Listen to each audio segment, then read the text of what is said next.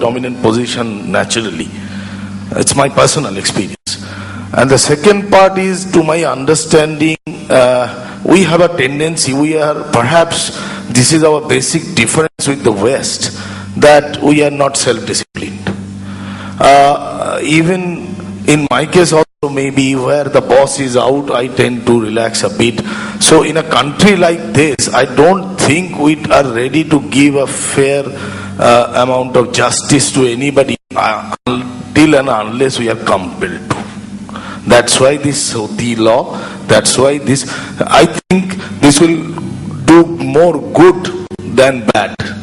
This is high time we give our due acknowledgement to the creators. Without a storyline, without a lyric, this kind of songs, this kind of music will not come out. So we should appreciate individual creativity and regard to that.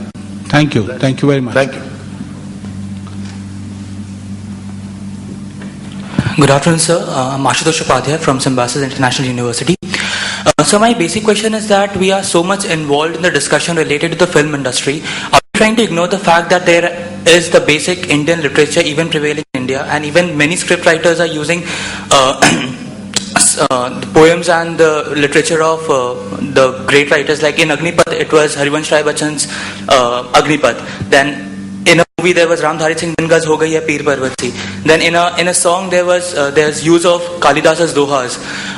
So are we trying to ignore their copyright over those piece of work which they did, instead of in the light of promoting the film industries and the scriptwriters and music composers' right? Are we trying to ignore and neglect the fact that even these people should get their copyright and should get their royalties when it comes to films and musics? My question. It's a difficult thing to let's leave out Kalidas and Surdas and Tulsidas.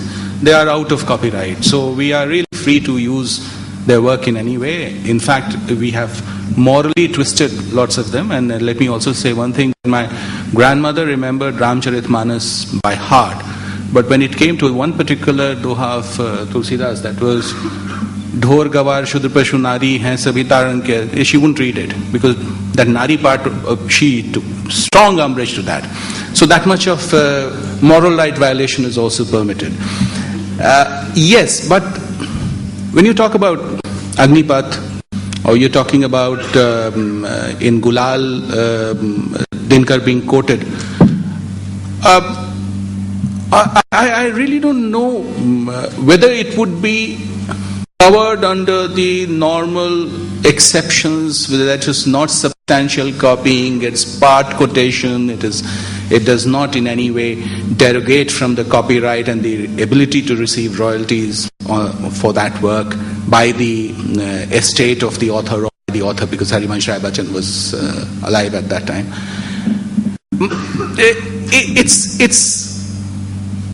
It's a question of litigating that, isn't it? If the estate of Ramdhari Singh Dinkar did not litigate, did not want to enforce the copyright on the makers of Gulal, so be it. If they did not, if they had already taken permission from the estate of Ramdhari Singh Dinkar, we don't know. So I wouldn't go to the extent of saying that we are neglecting them. It's a legal issue. If there is no issue of litigating it, yeah, are we doing the right thing? Because then when we get into this your question, then it is a very moral issue beyond the author's special rights in section 57. It's going into the greater issue of, are we doing the right thing? Well, somebody might say, maybe because of that, there's this chap who happens to be my 21-year-old nephew.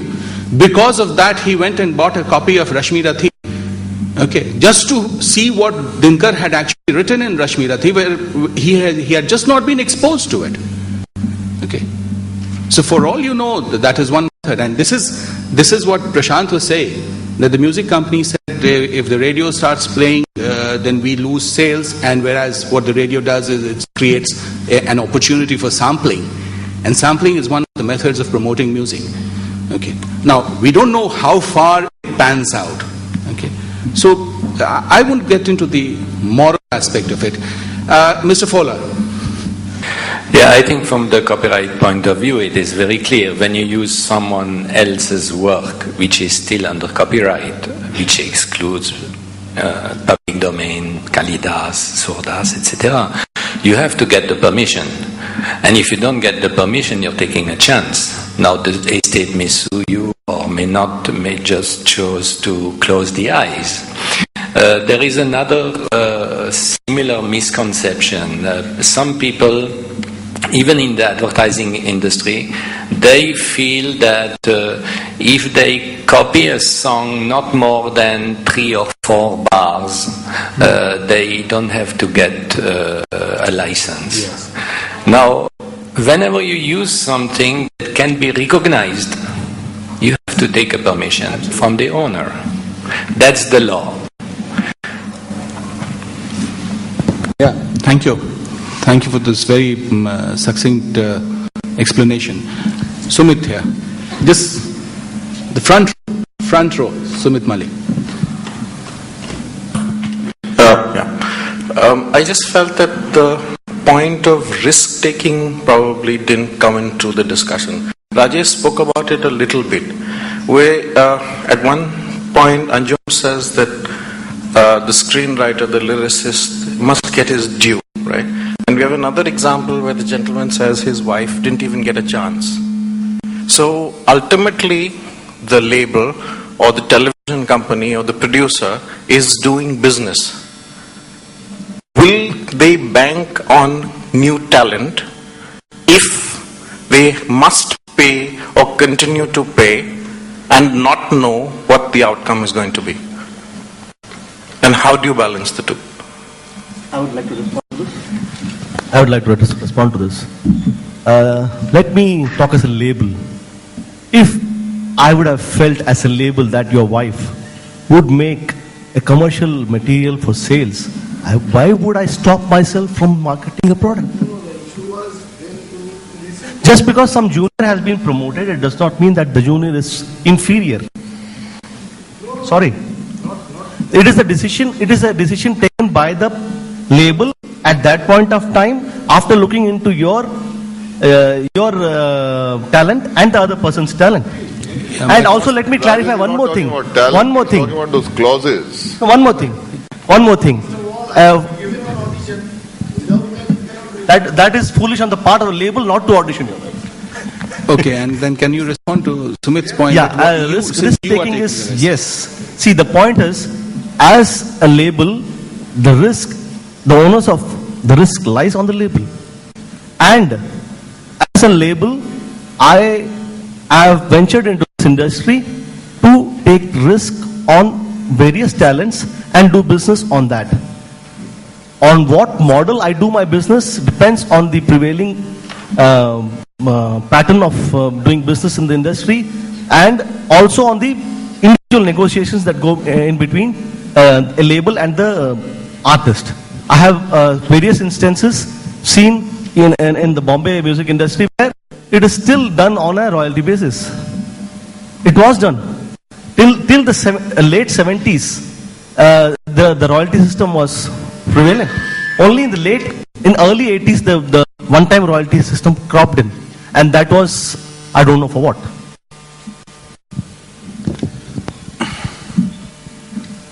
Should we or should we not? It depends upon the pangs of hunger, and that the audience is that. Past 2 o'clock, Madhukar. I mean, they're all being very polite. I think so. So, okay, you have your say. I can't say no to you. Go ahead. Yeah. Hi, I am Anant Padmanabhan. I have only one problem as far as I can see with these amendments, which is that there are limitations to the law. Limitations to ensuring that we regulate the affairs between two private individuals. Yes, the amendment seeks to see some kind of unequal bargaining power between music composers and lyricists on the one hand and the sound recording labels or the film producer, and regulate that. But in true tribute to Yash Chopra, the question here is, you then first go to the superstar who's charging me 20 crores. The question posed by the sound recording label is, you go back to the film producer who charges 10 crores per sound recording rights.